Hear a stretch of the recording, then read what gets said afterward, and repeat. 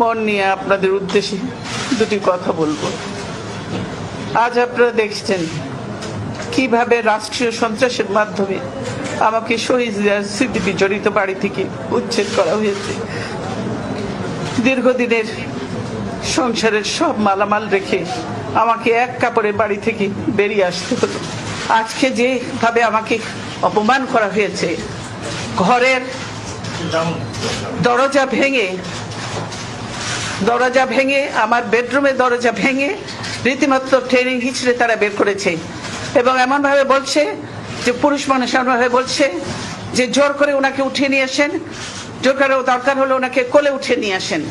এরকম ভাবে একটা সরকারের এই আচরণ। ওনারা ধাক্কা দিয়ে আমাকে গাড়িতে উঠিয়েছেন।